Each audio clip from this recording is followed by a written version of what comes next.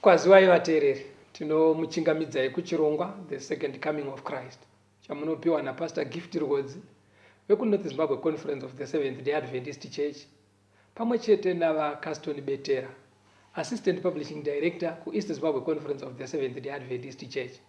Mustudio nhasi tina Elizabeth Chingwaru ari kutiisira into sign language. Vabetera kwazai vateereri. Vateereri tinokuchingamidzai. Tinoda kutenda hurukuro yedu yatiinayo nhasi vateereri ine musoro wenyaya unoti RWISAI kufamba nenzira nhete. RWISAI kufamba nenzira nhete. Regai tiverenge kunotangira nyaya yedu kuna Luka 13, tiverenge kubva pavhesi ya23 kuenda pa29. Tiverengere muranda washe. Luke chapter 13 verse 23 to 29. Mumwe akati kwaari, Ishe, vachazoponeswa vashoma here? Akati kwavari, irwai kupinda nesuo rakamanikana, nokuti vazhinji ndinoti kwamuri vachatsvaka kupinda asi havangagoni. Panguva iyo kana mwene weimba asimuka azarira suo, imi mukatanga kumira kunze mukagogodza pasuo muchiti, Ishe, tizarurirei. Iye akapindura achiti kwamuri, handikuzivei imi kwamakabva. Zvino muchatanga kuti taidya tainwa pamberi penyu, uye maidzidzisa panzira dzomumisha yedu. Asi iye achati, ndinokuudzai, handizivi kwamakabva. Ibvai kwandiri, imi mose vaiti vezvisakarurama. Apo pachava nokuchema nokugeda-geda kwemeno, kana muchiona Abhurahamu naIsaka naJakobho navaprofita vose vari muushe hwaMwari, asi imi maburiswa kunze. Pari kubuda nyaya pandima inoi. Vanhu vari kutaurwa panapa, munonga mukomana ari kubvunza ari kuti, Ishe, vachazoponeswa vashoma here? Unoziva kabvunziro kaaita so. Panze pekubvunza kuti vachaponeswa vangani? Wanyatsoteerera mubvunzo wacho. Hazvisi kukonzerwa here kuti ainzwa kadzidzisiro karabhi. Onyatsona kuti varume ka. Saka kwaari ndofunga anze yaitomuudza kuti vashoma. Ndofunga anze yaimwe ndizvozvo chaizvo. Aitonyatsoona kuti achizanganisa zviri kutaurwa so, achiinzanisa nevanhu vacho so, onyatsoona kuti even pamakatidzidzisa nguva yapfuura ye, muchitaura nyaya yaJobho aita sungano nemeso, paindoomera kapaya.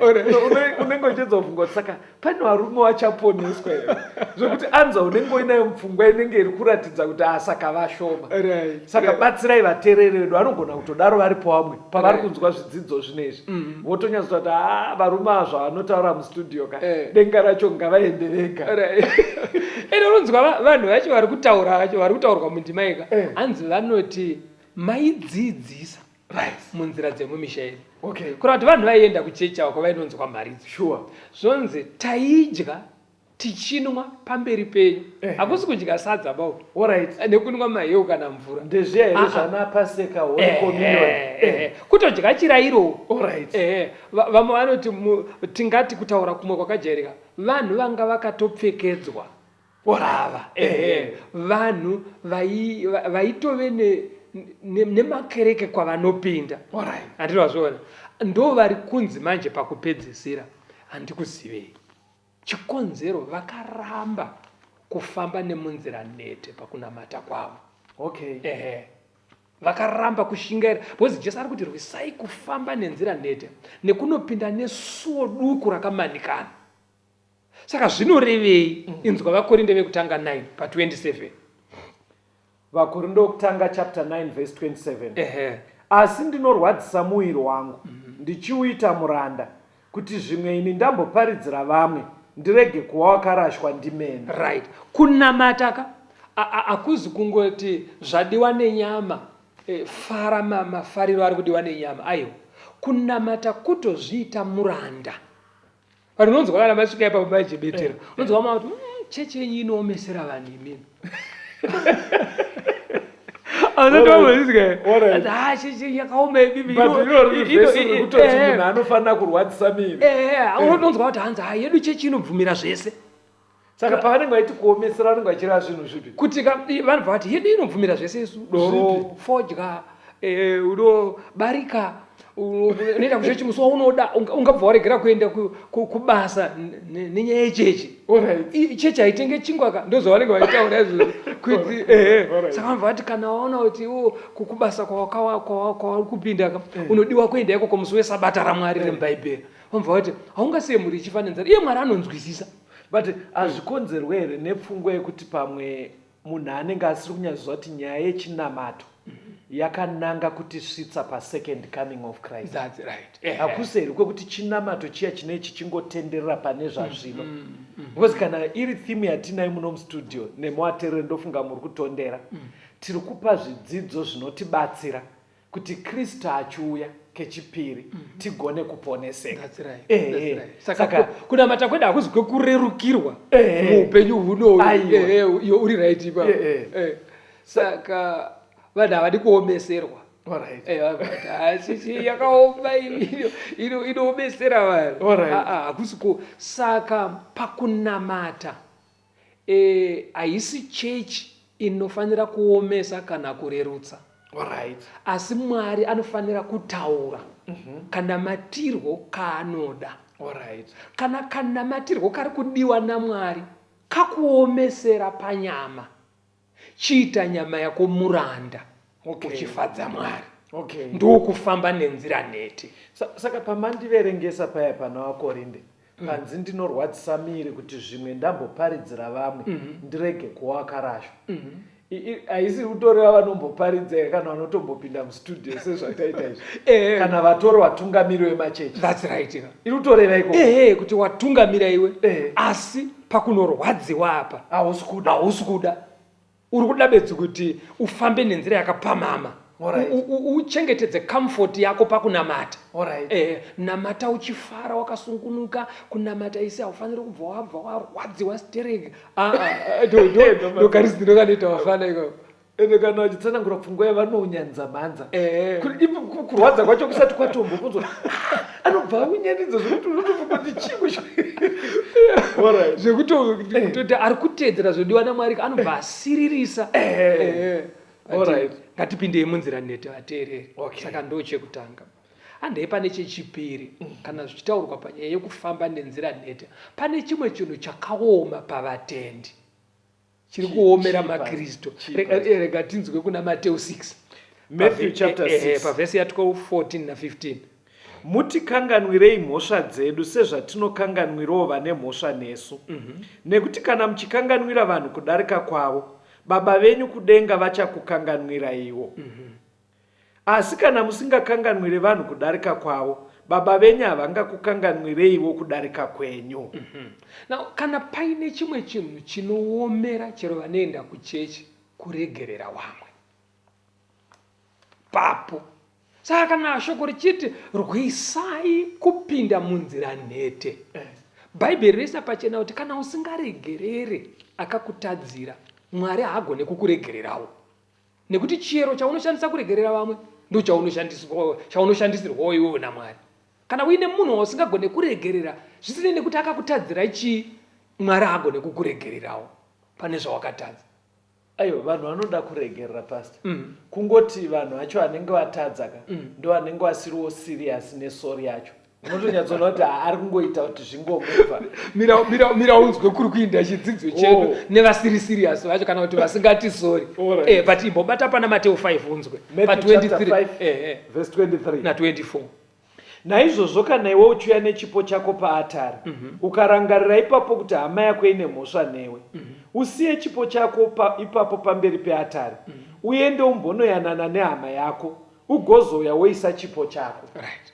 Panapa pari kunzi neshoko raMwari, kana wafunga kunamata usati wauya kuzonamata kuti uzoti Mwari ndiregererewo pane chakati nechakati chandakatadza ndigamuchirewo ndive mwana wenyu.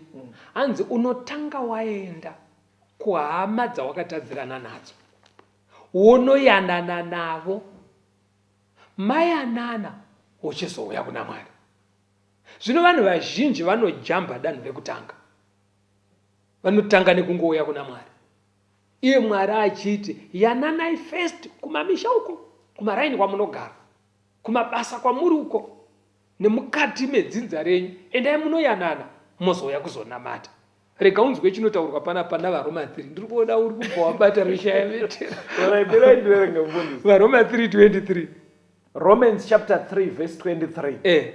Nokuti vose vakatadza vakasasvika pakubwinya kwaMwari. Vhesi riri kungobudisa pachena kuti vanhu vese vatadzi. Kureva kuti ini ndiri mutadzi Betera, newe uri mutadzi, tese tiri vatadzi. Okay. Vanhu vari kunzi vatadzi kava vanosanganisira nevakatadzirwa. Hazviro kuti kana uina akutadziraka iwe hausisiri mutadzi. Tiri kutika panapa pari kunzi regererai vakakutadzirai.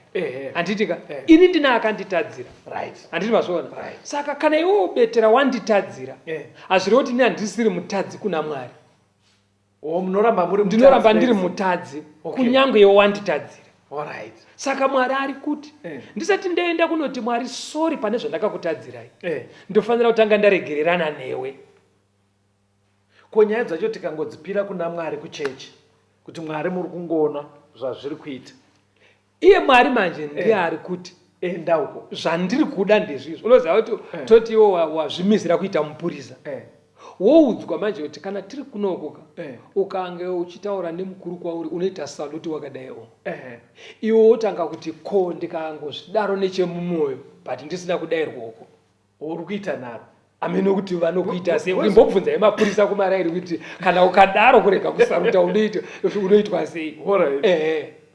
Pfungwa yandiri kuonaka kana kuri kuti Mwari ari kuramba kuti tiuye kwaari tisati agadzisa nyaya, zvazvinoreva ndezvekuti dai kuri kwekuti vateereri vari kunzwa chidzidzo ichi vese ka1 sezvatiri kutaura dai, zvazvinoreva ndezvekuti kunogona kutomboita muswero wese kusinaenda kuchechi.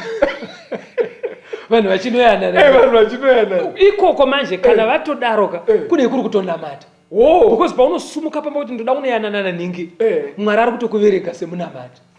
Watokunda angosumuka achizadza machechi nyaya iyi tisina kuigadzirisa. Inzwa kuna James 2.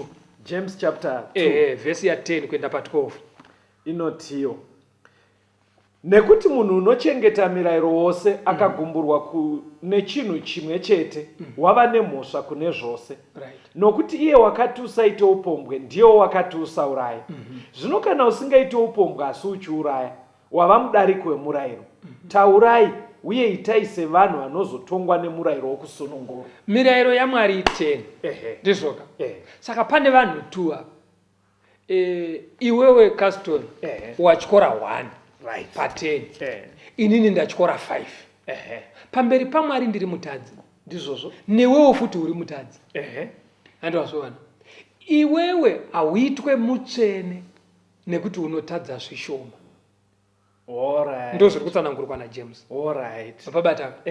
Ende haugone kuenda pamberi paMwari uchinoti honai zvandaitwa namukoma Rwodzi. Unoti ndiregererei pachunhu 1 chandakakutadzirai Mwari. Handiti wapabata. Hauzoite right ndaini ndine zvandakutadzira. Osaka ndichitenda pamberi paMwari ndagarawo ndiri mutadzi.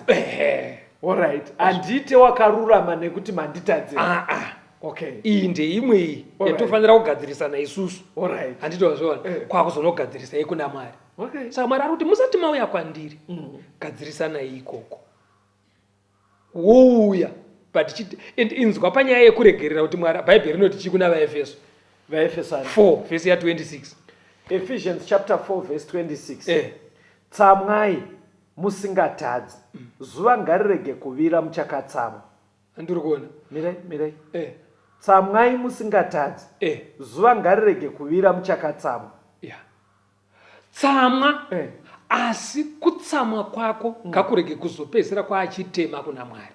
Alright. Unotsamwa ndakutsamwisa asi kutsamwisa kwandakuita kunozoita chitema kana zvaita sei. Kana watendera zuva kuvira wonomuka mangwana uchakangonditsamwira chaachitema kuna Mwari. BP yakwira chaachitema. Zvino vamwe manjeka ukanzwa achitaura asikana mumisha umo anenge achirondedzera zvaakaitwa naamwene vakeka aine nhumbu yefirstborn yake iri musekendi yekuuniversity. Iro Bhaibheri riri kuti musavidze zuva makagumbuka ka iye atone 17-19 years akatsamwira vamweni uri kupabata asi kuchechi anoenda akatopfeka anodya chidyo. Ndo vari kunzi vaya kuna Ruka vachati ivo maiparidza pamberi pedu taitodya chirayiro pamberi penyu asi muchidya chirayiro muine zvigumbu kumamisha. Koipapa pastor ndikuedza kufunga kuvateereri vedu panogona kudaro paine murume ari kuteerera aine mudzimai wake obva atomukenya kuti iwe wazvinzwa kazvirikutaura ane nyaya dzaanenge atofira kuseni kuno obva toti ukunzwa zvirikutaura nevarume hanziregererai iyo tichaibata patinondopendera chidzidzo kuti kuregerera zvinorevei. Vanhu vanenge vachitofara kuti ukunzwa zvirikutaurwa nevanhu ndo zvirikutaurwa manje hanzi ndiregerere tichanosvika ikoko. But izvino zvichero mudzimba omuka kune vamwe madzimai autongoti muningina ini ndagarira vana handakati inini handisiye vana vachibikirwa neumwe mukadzi ndiri muperi zvekuti pakati pake nemurumeka hapaisina ukama. Ndozvaita kuti baba pamwoyo pangu chaipapa ndakatora rabha ndikadzima so dzima chaiko ndakanowasha ndikayanika panze vasina kana ro ndakabhisa baba matara zvavanotaura ndoda kubvunza basa Bhaibheri pariri kuti zuva ngarirege kuvira muchakatsamwa riri kutorevesa here kuti kuvira kwezuva chaiko kwenu kana kuti kakungotaura bedzi kekungokurudzirawo riri kutoreva here kuti mukavhiringana kuseni make sure kuti paunosvikawo kuseni kwamangwana chigumbu chiya chapera mayanana ndozvariri kutoreva because asi kana usinganamati kusvika mangwana usingazoende kuna Mwari kunonama because Mwari ari kuti usati wauya uzondinamata yanana neuyu enda patotaziwa namata everyday saka Mwari anogona kushamisika kuseni ndakufuma ndichitaura naye iwe usina kuyanana maje nemubi yako handiti wapabataka. Iwe vateereri regai timbonzwa kambo tigonzoka tienda pamberi nehurukuro yedu. Troublesome times are here, healing makes hearts sweet. Freedom we hold in, now is at stake. Humbling your hearts to God, set from the chastening road, seeking the way, pilgrims, Christians away.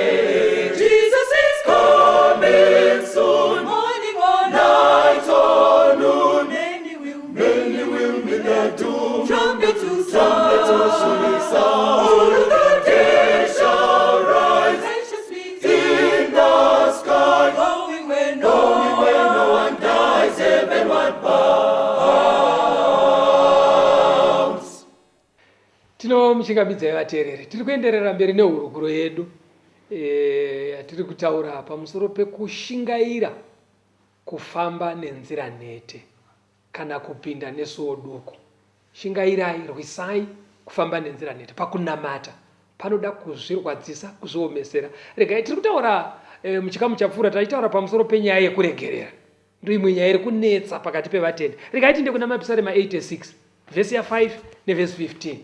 Psalms 86 verse 5 and verse 15.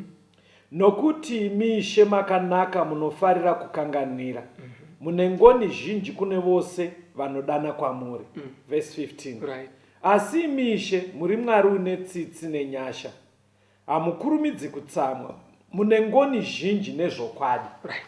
Panapa pari kuburitsa kuti Mwari ane ngoni dzakawanda, ane moyo murefu, anononoka kutsamwa, anoregerera. Saka ukaona wagona kuregerera, zviri kureva kuti watora danho kuswedera pakufanana naMwari. Ndosaka kuregerera kwakakosha. Ndosaka muchaona kuti muri kureduka yekufamba nenzira NETE tichanyanya kutsokodzera panyaya yekuregerera. Nekuti ukagona kuregerera wafanana naMwari. Rega tinzwe Luka 17 verse ya 3 na 4. Luke 17 verse 3 na 4. Chenjerai, kana hama yako ikatadza umurayire, kana akatendeuka umukanganwire. Kunyange akakutadzira kanomwe nezuva rimwe, akadzokera kwauri kanomwe achiti ndatendeuka, umukanganwire.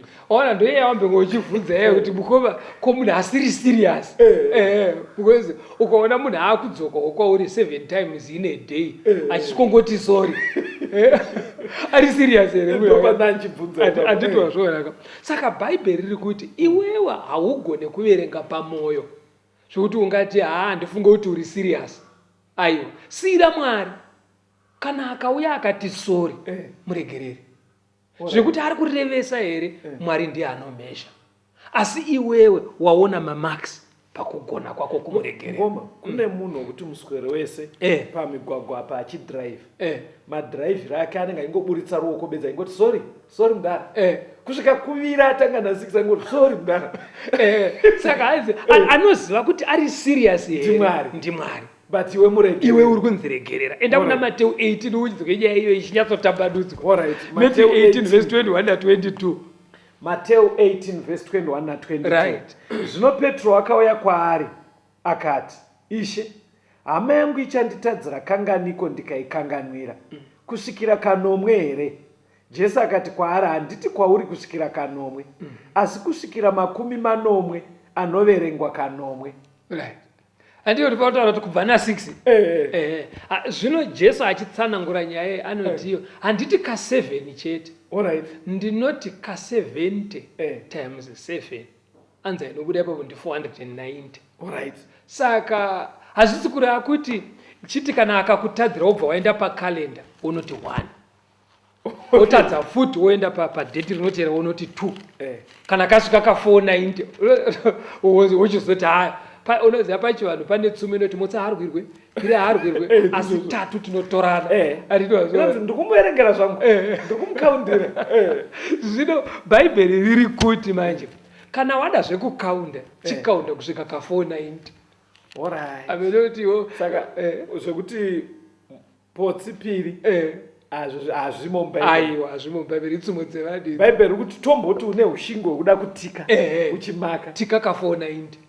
Saka manje ubatsire kana uchirombo chitika ngezana. Izvo zvinotaridza kuti hausiri munhu ari kuda kuregerera. Andizvo zviri kungotaurwa muchidimbuka ndezvekuti regerera. Alright. Jesu aedza kushandisa mazwi ekuti chero newe unobva wati zvinoita here muri kungoti bedza paregererai. Ndozvaaingoreva. Andizvo nemhaka yei Bhaibheri richiramba richidzokerera ipapo kuti ka70 times 7 nemhaka yei inzwa kuna vaRoma 5 verse ya 8. Romans chapter 5 verse ya 8. Asi Mwari unoratidza rudo rwake kwatiri pakuti Kristu wakatifira tichiri vatadzi. Right. Panapa pari kunzi ngatitore muenzaniso waJesu. Alright. Jesu haana kuti titange tati sorry ozotifira pamuchinjiko. Okay. Ndona. Tichiri vatadzi Jesu akabva atifira. Saka kune vamwe vanhuka vekuti haagone kuti sorry. Noziva kuti chitema chinoremadza vamwe vanhu. Kuremara hakusi panyama bedzeka. Kuna mumwe anoremara chiro paunhu chaipo. Chero anatsoona kuti akutadzira so haadi kuuya uzoti sorry. Mumuromo maka munavara iroro. Vocabulary iyoyo haimo mumukanwa make. Haati sorry. Saka Bhaibheri riri kuti manje iwewe kuti ufanane naJesu akatiregerera tichiri vatadzi. Regerera munhu akadaro iye asati ati sorry. But pambochi vanobva vanyanya pastor. Unonzoita kuti do I have to beg for forgiveness? Yeah. Asingadi bedzi unenge uchimuedza kumukurudzira kuti wadiko kunoti sorry muoko. Right. Manje chiri kutaurwa manje chiri kuburitswa neBhaibheri ndechekuti akadaro iyeye muti sorry muregerere asina kuti sorry. Alright. ende kana wamuregerera Eh. mweya waMwari unotiwo ibva waratidza nemazwi nezviito zvako. Alright. Kuna mumwe kuti kana achikwazisa munhu waasina wakatadzirana naye anongoti tsvarangu handiti mazviona zvekuti ruoko rwacho rwakapora haruna handiti wazviona. Saka ibva waratidza nezviito handiti wazviona. Kana wadaro manje vanodzidza bhaibheri vanoti chitema chake chaakaita chiya chiya nekuramba kuti sori hachizoiswe pazita rako. Vanotsanangura vachiti kana munhu akakutadzira orega kuti sori iwe orega kumuregerera iye newe toti iwe hauna kumbonoba handitika iye newe manje pamazita enyu panonyorwa chitema 1 ichocho chawaitirwa neuyauya. Ndo chakukonzeresa kubva pamberi paMwari. Saka iwewe manje kana usingadi kutongerwa kutadza kwouya akutadzira muregerere. Andibira handaumuregerera. Pazita rangu panonyorwawo kunzi inini Caston ndazotadzira Mwari pakusamuregerera nengari yekuba paka achinzo iye imbavha. Saka pangu panonyorwa futi yeumbavha ihoko because ndo yakutadzisa weyoyo. Saka iwewe regerera ndokuti usungunuke pamberi paMwari. Atinzwe manje matano ekuregerera nawo Mateo 18 verse 15 kuenda pa17 inoti kudi Matthew chapter 18 verse 15 to 17. Kana hama yako yakutadzira enda umuudze mhosva yake. Iwe naiye muri moga kana akakunzwa wadzora hama yako. Asi kana asinganzwi tora mumwe kana vaviri newe kuti mashoko ose asimbiswe nemiromo yezvapupu 2 kana 3. Kana asingavanzwi uudze ungano. Kana asinganzwewo ungano ngave kwauri semuhedhe nemufarisi. Saka panapa pari kana watadzirwa nemunhu aikona kufamba uchitaura ndingakazonditi chakati zvinotokuwedzera shungu zvinowedzera bitterness pamoyo pako. Zviri kunzi enda kwahama yakutadzira ende mudedze neunyoro mutaurirane zvine kuremekedzana mukati. Ukataura nehasha wakakwidza izwi iye anobva akwidzawo rake. Panze pekuti ati sori anenge akuti kana anotukawo. Saka hamuyanane. But ukanyatsotaura nemwoyo wekuzvininipisa Jesu haana kuuya achiita hasha paakauya kuzotiregerera. Aiwa akauya neunyoro nekunyengetedza. Ndo zvinodiwawo matiri isusu kuti tifanane naMwari. Pastor, Bhaibheri riri kuti here inini nyakutadzirwa ndini ndoenda. Inini wacho abayiwa ndindoenda futi. Kana uyo akutadzira asiri kuuya kuzotaya musori iwewe uri kunzi enda kwaari. But hamusikuona here kuti ndikubva ndanyatsochipa futi. Ini ndiri ndatadzirwa. Hamusikuona here kuti kune kakujaidza munhu. Mira unzwe panaruka 22 panyaya iyo pa50 na 51. Luke chapter 22 50 na 51. 50 and 51. Ipapo mumwe wavo akatema muranda womuprista mukuru akamugura nzeve yerudyi. Jesu akapindura akati regai zvaringana. Akabata nzeve yake akamuporesa. Vanhu havanga vauya kuzobata Jesu. Imbavha dzakadza haiwa idzi nevaprista vekuchechi kunobata Jesu. Vasvika Peter ndobva zvake zvadzoka zvekare. Aive murwi, anoratidza kuti anga ari murwi because pamhomho yese anofomora banga rake. Obva arova muzukuru womuprista mukuru nzeve chibva yati pasi patara. Saka Jesu ndiye auya kuzobatwa. Handiti wapaonaka. Saka Jesu anoita sei? Anonhonga nzeve iyaiya oidzorera panzvimbo payo. Pobva papora zvapaa pakangoita pasati pachekwa. Apa ropa rakazara pahembe. Ndikuedza kutoimagina kuti haisenge yatozara mavhu here nzeve. But akaidzorera handiti wazvaonaka. Saka iwe uri kuona manje tiri kutarisa iwe watadzirwa manje. Saka uri kuti hazvisi kuti unobva wanyanya here pasi unobva wanyanya. chimbotarisa Jesu iwo atadzirwa vanhu mhomho yauya iye hana mhosva ngachiporesa hama dzavo mustreet vamuvinga kuzomubata otora nzeve odzosera. Vateereri chikuita ndibvunze nyaya iyi, pane kutaurika kwakawanda kwekuti unonzwa vanhu vaita kuti kunamata hakusi kupusa. Musafunga ndapusa zvandakuenda kuchechi. Kunamata hakusi kupusa. Chinoita kuti wataure nyaya iyi inenge yasvika panyaya pekuti vanhu vanenge vachitarisa kuti ararame izvi. Saka anozopedzisa kuti aka musafunga ndakapusa. Ende unonzwa vamwe vaitaura veti musafunga kuti takazvarwa tiri mapasta. Aiwa, zvitorimo. Zvitorimo. Mira uone zvakaita Jesu pana John 18. John chapter 18 verse ya 4 kuenda pa 6. John 18 verse ya 4. Zvino Jesu zvaakanga achiziva zvose zvaifanira kumuwira. Akabuda akati kwavari, munotsvaka aniko? Vakamupindura akati, Jesu weNazareta. Jesu akati kwavari, ndini. naJudhasi wakamupandukira wakanga amirawo navo. Zvino akati areva kwavari achiti ndini, vakasudurukira shure vakawira pasi. Andiri kuona Jesu angoti ndini wamuri kutsvaka vakavhunduka ndobva vadona. Right. Jesu aive nesimba rekuti varambe vakadona otoenda hake kwaanoda achisiya vakadona. But akavarega vachimuka. Saka paripo paunotadzirwa zvekufunga kuti unonzwa munhu avataura unoziva ndine black belt inini rekarati handitowazvo watadzirwa. Jesu aisatombotaura zvekuti black belt aive nesimba rekungovasiya vakarara ipapo zvotopera. Saka iwewe kana watadzirwa kunyange wakatrena karate kunyange uchigona kucheka nebanga but pane muenzaniso watiri kunzi ngatifananei naJesu. Ndo zvinotsvakwa.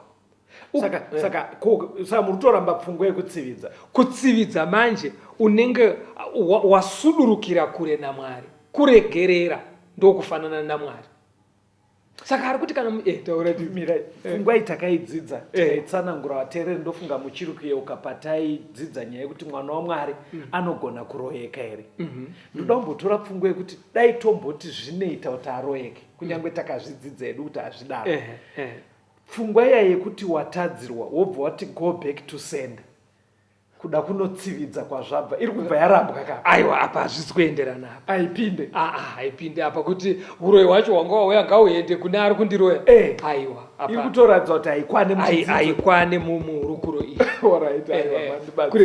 Iye Jesu ari pamuchinjikwa vazomuroyera pamuchinjikwa manje. Inzwa pana Luka 23 vateereri pavhesi ya 34 kuti anodaidzira kuti kudi akavanamatira vaimuroverera. Inzwa yemunamato waakavaitira ana kudzosera kwavari. Inzwa munamato wacho. 23 verse 34. Ipapo Jesu akati, Baba muvakanganwire nekuti havazive chavanoita. Vakagwana nguo dzake vachikanda mijenya pamusoro padzo. Urunzwa munamato unoitwa naJesu. Ukaona munhu abhowewa akuti Mwari ngaakurangarire, haasi kureva kuti Mwari akublesse aiwa. Anenge achiti Mwari ndadhire newe. Zvino Jesu anototi Mwari varegererei. Zvavari kuita izvo vakakwidibirwa havasi kuzviziva. Saka ukaona manje wagona kuregerera paunoshungurudzwa kusvika pekupedzisira ndokushingaira kufamba munzira nhete. Nekuti kuregerera nesimba redu rekuberekwa naro iri kasitora kuregerera kwakaoma. Mirai, pane vateereri ndoona vazhinji vechidiki marelationships avo paanoita unga aparara. Musikana totasiyana nemukomana. Unoona musikana anobva atextra mukomana aita kuti I wish you the best in your life. Mwari akukomborere, Mwari akuitire zvakanaka. Atogadzisa here nyaya. Kana ari kurevesa aiwa vese ndo zvavanotonyora. Ndopakundinesa kuti vese vanenge vachitwa nevakomana arwadziswa. It seems vese vanopedzera kunonyora. Hapana anombonyatsonyora achingoti ende zvawaita kati chapedzerana. Saka ndikuedza kufunga kuti saka kura kuti chidzidzo ichi vana vedu akachibata kare. Because vese unotodza right, and God bless you. I wish you the best in your life. God bless you. Ndazvifunga pamataura kuti unonzwa munhu achiti Mwari akurangarire. Kunyatsowisha here uku kana kuti kumwe kwachoka anenge akabata pamavhesi aya anoti anotsiva ndiMwari. kutsiva ndekwamwari kunenge kupesva Mwari kuti pedzai munhu. onai dhirai naye munhu. Aiwa, pakajeka. Vateereri, toda kutenda nekuteerera kwamuri kuita. Madzidzisiro ari kuita mufundisi ari kuburitsa pachena kuti akutadzira akasauya kwauri, iwewe nyakutadzirwa, initiate process. Enda kwaari. Bhaibheri rabva rati muri moga roda kuedza kuburitsa pfungwa yekuti chirega kuzviita kuti vamwe vanhu vazvione kuti wamukonfranda. Zviitewo neunyoro, saKristu zvaakaita akauya panyika neunyoro. Hanzi tikadaro taakuvavarira kuita karekta ina Mwari, nekuti chimwe chikuru chinowanikwa pakarekta yaMwari pataverenga kuna mapisarema, hanzi Mwari ndiMwari anokanganwira. Rambai makateerera, tichambonzwa kambo. Kana basa rose razopera wamana icharira tichasiya nyika ino nevachene vose tosangana topinda mumakore tichasiya nyika ino tichasiya nyika ino tichandogara kumushayo nevachene vose tosangana topinda mumakore tichasiya nyika ino. Tinomuchingamidzai vateereri, tiri kuenderera mberi nehurukuro yedu rwisai kufamba munzira NETE, sekurayira kwaJesu kuti shingairai kupinda nesuo duku, nekuti vanofamba munzira yakapamhama, vanopinda nesuo rakapamhama, kunyangwe vachinamata vari kuenda kunoparara. Kufamba munzira NETE zvinoreva kuzvirovedzera kuita zvinodiwa naMwari, kunyangwe zvichirwadza, kunyangwe zvichirema. Nezvimwe zvinhu zvatisingagone kuita chiberekerwe. Ndosaka tanyanya kutsimbidzira pamuenzaniso wekuregerera, nekuti ndo panonyanya kutinetsa sevatende. Regai tiende mberi nenhau yekuregererai kuna Mateo 18 pavhesi ya15 kuenda pa17. Ngatinyatsoteererai, pane pfungwa yatoda kuti titore, tamboiverenga. Matthew chapter 18 verse 15. Right. Kana hama yako yakutadzira, enda umudze mhosva yake, iwe naiye muri moga. Kana akakunzwa wadzora hama yako. Asi kana asinganzwe, tora mumwe kana vaviri newe, kuti mashoko ose asimbiswe nemiromo yezvapupu 2 kana 3. Kana asingavanzwe, udze ungano. Kana asinganzwewo ungano, ngave kwauri somuhedhe nomufarisi. Right. Muchikamu chinechi toda kuti tinzwisise kuti kuregerera zvinorevei. Betera wambe uchibvunza kuti murume akagara nemukadzi anobva ati wazvinzwaka unofanira kundiregerera. Saka toda kuti tinzwe isusu kuti kuregerera zvinomborevei. Right. Pfungwa iri kubuda mundima iyi ndeyekuti kana uri munhu asingadi kuregera zvakaipa zvaunoita, uchiramba uchingozviita, munhu afanire kuramba achiviga zvauri kuita. Uye kana akunozvitaura achizivisa dzimwe hama zvakaipa zvauri kuita, kana kuzivisa kereke, hazvireve kuti haana kukuregerera, nekuti iwewe hausi kuda kubva mutsika yako. Saka anofanira kuvazivisa kuitira kuti abatsirwe kukutsiura. Kana uine marangirwo aunofanira kuita, urangwe kuti ubve muhunhu hwauri kuita hwokuramba uchirwadzisa munhu. Okay. Saka kunyararira munhu achiita chakashata haisi saini yekuti waregerera. Kuregerera kupwanya bundu reshungu pamoyo rosara pasisina, zvekuti kana watarisa munhu wacho haunzwe uchizara hasha pamoyo pako. Okay. Asi unogona kuti waregerera munhu wotoudza hama tsika yaari kuramba achiita, wotoudza vamwe pakereke tsika yaari kuramba achiita. Okay. Kuitira kuti ubatsirwe nevamwe kubatsirana naye kuti abve mutsika iyoyo. Okay. Ndo zviri kubuda panapa. Regai tiende kuna mabasa. Okay. 28. Pane zvaunoda kutaura usati waverenga tsamba. Ndikuinzwa zvakanaka. Alright. Mabasa 28 verse ndeya 17 kuenda pa19. Acts of the Apostles 28 verse 17 to 19. Mazuva matatu akati apfuura, akakokera avo vakanga vari vakuru vavaJudha Vakati vaungana akati kwavari, varume hama, ini kunyange ndisina kuita chinhu chakatadzira vanhu kana tsika dzamadzibaba edu, ndakabva Jerusarema ndakasungwa, ndaiswa pamaoko avaRoma. Ivo vakati vandibvunzisisa vakada kundisunungura, nokuti pakanga pasina mhosva yerufu kwandiri. Asi vaJudha vakaramba ndikarovererwa kuzviisa kuna Kesari, kusi kuti ndaive nechinhu chokupomera rudzi rwangu. Paul ari kuburitsa, ndima iri kuburitsa zvinhu tu. Paul ari kuti handina chandakatadza kurudzi kwedu vaIsraeri pakunamata. Zvakare handinawo chandakatadzira hurumende yeRoma. Saka ari kuburitsa zvinhu zviviri zvinoti sin and crime, chitema nemhosva. Chitema kutadzira Mwari. Sekudai munhu akaenda kun'anga kana kunobvunza masvikiro, chitema pamberi paMwari. Kunyange hurumende dzisingarambidze zven'anga nemasvikiro. Saka ukaenda kun'anga hauna crime yawaita. Kunyika uri right. Kuna Mwari ndo pane dambudziko. Kuna Mwari watadza. Munhu akaita rape, akabata umwe chibharo, chitema kuna Mwari, iri mhosva kuhurumende. Crime. Crime. It's a sin plus crime. Saka zvoda kuti zvijeke izvozvo. Saka mukugara kwedu manje tinotadzirwa. Kumwe kutadza kwacho kunenge kwakavirikidza iri sin necrime. Paine chitema, paine mhosva. Regai tinzwe kuti Bhaibheri rinoti tinodhila sei nezvinhu zvakadaro munyaya yekuregerera. 1 Vakorinde 5 vhesi ya 1, 2 na5. Vanhu vose vanoti upombwe huripo pakati penyu, upombwe hwakadaro husingazikanwe kunyange pakati pevahedheni, hwekuti mumwe anogara nomukadzi wababa wake. Munozvikudza.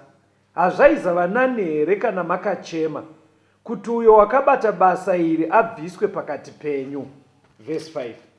Kuti munhu wakadai aiswe kuna Satani, nyama iparadzwe kuti mweya uponeswe pazuva rashe. Mukubata kuna Luka 12 toda kuzoverenga 58 na 59 tiri papfungwa imwe chete iyo. Panapa pari kunzi pane munhu aita zvinhu zvakashata izvi. Paul oti muisei kuna Satani. Kana mamisa kuna Satani acharwadziswa panyama, zvomuita kuti apengenuke, atendeuka agoponeswa. Rega tione imwe nzira yekuisa munhu kuna Satani kuti arwadziwe. Luka achitaura 12 verse 58. Nokuti kana uchienda kunashe nomudzivisi wako, idza kuti uregedzwe naye muchiri munzira, kuti arege kukukwirira kumutongi, mutongi akuise kumupurisa, mupurisa akusunge mutorongo. Ndinoti kwauri, haungatongobudimo usati waripa kamari kekupedzisira. Luka ari kuisawo pachena kuti kune mhosva dzinoendeswa kumapurisa, munhu oenda mujeri, ozobuda kurangwa kwake kwapera. Saka tikabatanidza ndima mbiri idzi dziri kuti idzo, kune vamwe vanhu vane hunhu, vane tsika dzekuti zvavanoita zvinotoda kuti vaiswe mumaoko aSatani. Zvinoda kuti vatorerwe matanho anoita kuti varwadziwe panyama. Rega ndipe muenzaniso. Kune vanhu vane tsika dzekubata vanhu chibharo. Vamwe vanobata vasikana vanovashandira mudzimba, vanobata vana kana vana vehama kana dzimwe hama vachizibata chibharo, zvekuti mumaraini vanenge vachitozikanwa kunzi mukomana itsika yavo, zvakutozikamwa. Saka Bhaibheri riri kuti munhu akadaro mukaramba muchisiya achiita hunhu hwakadaro, anokanganisa vanhu vakawanda. imimi muchiti muri kuzviita in the name yekuregerera. Saka zviri kunzi munhu akadaro mutorerei matano, because kutadza kwake kuri kuzanganisa chitema nemhosva necrime. Endesai kumapurisa, asungwe iye ari kubhinya vanhu, aende kujeri. Manje vanhu vakadaroka, example yamapa ndainzwa vanhu vakawanda havasi kudaro. Vanenge vachiti abhinywa wacho iye anobva azozikanwa. Right. Saka vanozongopedzisira vosiya nyaya dzakadai. Ndingori pamuenzaniso wamapa. Alright. Iyoyo tiri kuuya pairi panyaya yekuzikanwa nekusazikanwa kana wabhinywa. Tiri kuenda kwairi. Asi zviri kubuda pachena panapa ndezvekudaiwo. Mukanomhangarira munhu ari kubhinya vana muraino, akasungwa machengetedza vamwe vana vasati vabhinywa. Ndo number 1. Number 2, iye paanoenda kujeri zvinondomurwadza, anowana mukana wekuti atendeuke nekurwadziwa ikoko. Saka mabatsira napaviri. Paaenda uko onoreforma. Ndo pari kunzi misei kuna Satani, arwadziwe panyama, mweya wake ugoponeswa. Apabataka. Right. Saka hatiendei kuna Samuel wechipiri 13 verse ya 18 na 19. 2 Samuel chapter 13 verse 18 na 19. Tidzoke pafungwa yawataura yekuti kana munhu abatwa chibharo. Inotiyo zvino iye wakanga aine nguo yakareba ine mavoko, nekuti vakunda vamambo vaive mhandara vaifuka nguo dzakadai. Muranda wake akamuburisa akakiya mukova abva. Zvino Tamara akaisa madota pamusoro wake, akabvarura nguo yake yakareba ina maoko, akabata ruoko rwake pamusoro pake akaenda achichema. Now pane hembe dzaipfekwa nevanasikana vamambo vanenge vachiri mhandara. Tamari musi waabhinywa naAmunoni haana kubuda achifamba muyadhi akapfeka hembe yake refu iya ine maoko ayo sezvinoita mhandara dzamambo. Ari kunzi akaibvarura akadira madota kuratidza kuti handisisiri mhandara, mwanasikana wamambo. Saka kana wabatwa chibharo, kuzviviga muchazoona kuti hakunyanye kukubatsira kuti vanhu vanozozviziva. Vateererika, batai chinhu ichi. Rekati ibvai maverenga vhesi ya 20. 2 Samuel 13 vhesi ya 20. Absalomu hanzvadzi yake akati kwaari, Amunoni hanzvadzi yako akanga ari kwauri here? Chinyarara hako hanzvadzi yangu. Iye hanzvadzi yako, usazvidye mwoyo nemhaka yechinhu ichi. Naizvozvo Tamara akagara ari oga mumba maAbsalomu hanzvadzi yake. Now Tamari akanoudza hanzvadzi yake Absalomu. Handipapavana haana kuzvichengetedza, akanozvitaura. Now kunotaura, kuwana waunotaurira pakati pehama wechikuru, munhuwo ane hunhu hwakanaka, anoziva zvekuita nenyaya yako, zvakanakirei zvinhu zvakati kuti. Chekutanga, zvinobatsira kuderedza shungu mauri. Kana uine munhu wataura naye. Ndo chinhu chekutanga. Chechipiri, unogona kuti kana wabhinywa wosiya wapiwa hosha. Saka kuti ugone kurapiswa, kuti ugone kurapiswa, zvinoda wabuda pachena. Saka ukazviwanza haugone kuti kubatsirika. Chechitatu, vamwe vanhu vakabatwa chibharo vanozonetseka pakunoroorwa. Kuti ndozvitaura sei kumama achandiroora kuti handisisiri musikana. Asi kana wakabuda pachena, unenge waane zvapupu mukati memhuri, zvinogona kupupura kuti chokwadi itsaona yakasangana nayo, zvonzwisisika kumberi. Chekupedzisira, unobatsirawo vamwe vangangogona kukanganiswa nemunhu ane hunhu hwakadaro. Paanosungwa, unenge watobatsira kudzivirira zvisizvo.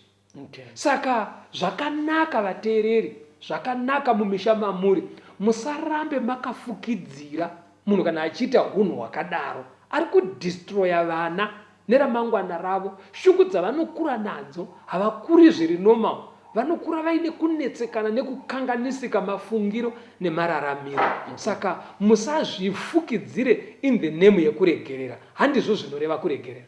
Plus paunondomhanhara nyaya iyi, hausi kumhan'ara kuti umukaurise, uri kumhan'arira kuti iye kukaurisa ndo kunoita mhosva kuna Mwari. Unogona kumuregerera bitterness yabva pamwoyo, asi uri kuti iye ngaabatsirike, asakondinye neunhu ihwohwo, ininiwo ndibatsirike. Iwo wakamuregerera pamwoyo. Vhesi ya21.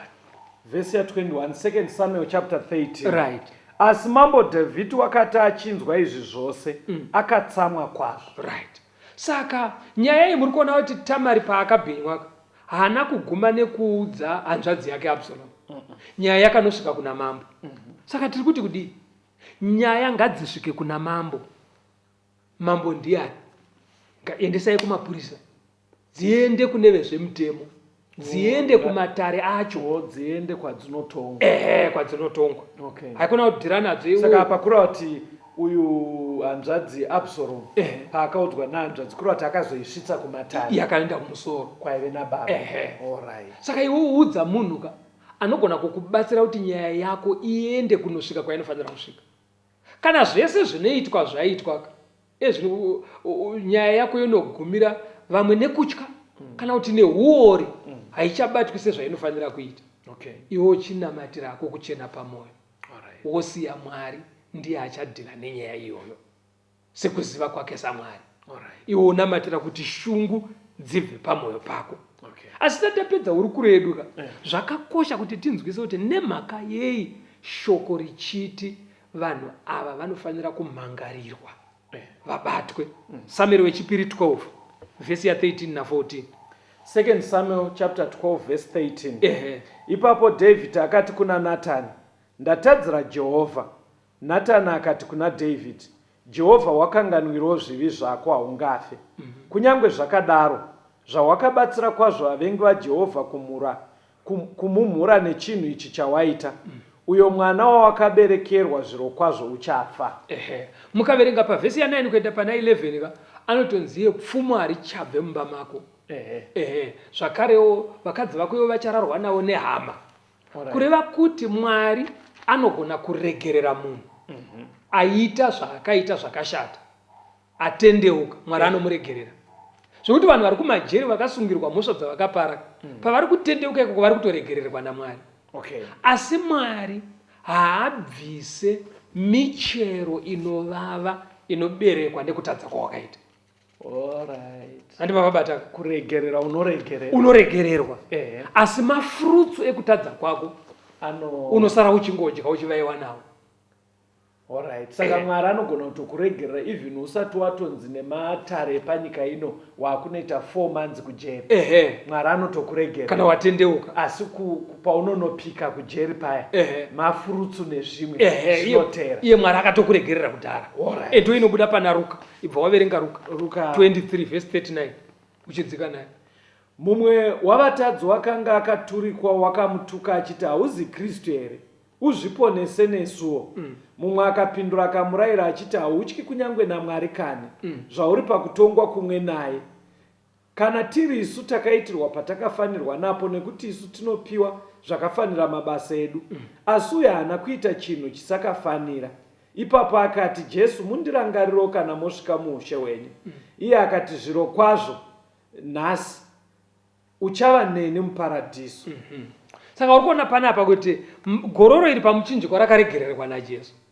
Jesu aive nesimba rekugona kutobvisa mukomana uyu pamuchinjikwa otomuti chienda, but akamusiya aripo akatofa nekuda kwemhosva yake. Asi parumuko pasecond coming muchinda uyu achamukira muupenyu usingaperi. Saka unogona kuti ukatadza wosangana nekurangwa kunoenderana nekutadza kwako, iye Mwari akugamuchira. Ndosaka Paul achiti endesai kuna Satani arwadziwe panyama, zvimwe mweya wake ungadzikirwe.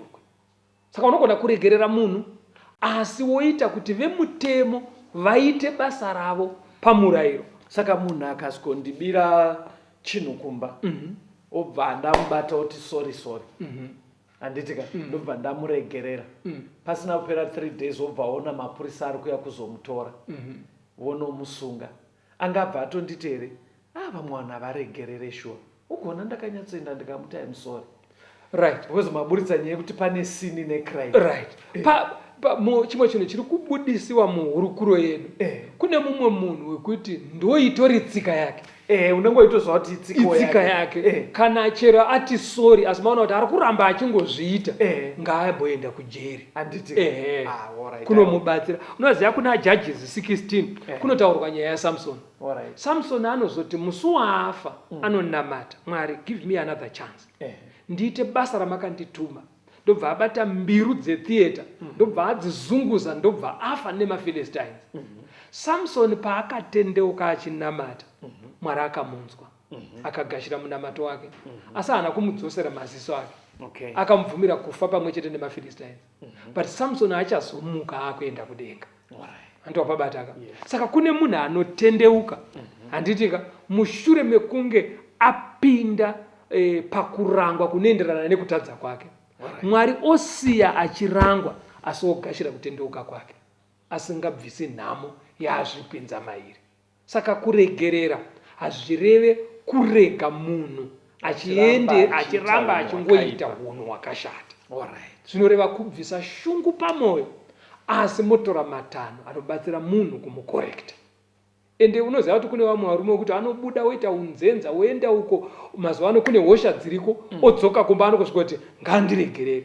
Hazvireve kuti kana akuregerera mudzimai uyo, ingonosangana naye umuzadze hosha mugofa mese. Aiwa, anogona kuregerera pamwoyo, asi otora matano ekuzvidzivirira. Kana zvisingachaiti, anogona kuregerera, okubikira, achikuwachira, asi ozvichengetedzawo iye kuti arege kutora zvawakanovhima kusangoko. Saka vanhu ngavajekerwe kuti kuregerera zvinorevei. Vateereri, toda kutendai, irwai mufambe nenzira yakamanikana. Ngatigonei kuregerera, ndokuti kunamata kwedu kugashirike pamberi paMwari. Kuregerera ikoko hakusi kureva kutunhidza munhu kuramba achiita unhu hwakaipa. Toda kutenda nekuteerera kwenyu. Pastor, ipai vateereri vedu nhare vanogona kudaro painova nemubvunzo. Tinotenda vateereri, mukange maita mibvunzo kwamuri ikoko, hama dzigere pedyo nemi, vanopinda sangano rama-Seventh Day Adventist, munogona kuenda kwavari, vanoziva kuti vanokubatsirai sei, kana kwekuenda nemi kuti munobatsirika. Kana kuti munogona kufona kana kutumira mameseji kunhare dzinotevera 0775 460 175 0775 460 175 kana kuti 0716 452 086 0716 452 086. Tinotenda nekuve nesu muchirongwa, tisangane zvakare muchikamu chinoteera. Mwari akukomborerei. Tungamire mukati mezviedzo mananda andibata ndimwedo ndi wikende ndimwemo otungamire tenzini tungamire semwana awonyara tamu unganyara zinyanga mananda anomunzwa kanama atinyarara imwite tenzi wenyanza tenzini tungamire aponda yasvikanyanza mananda aondichisa andichina zororo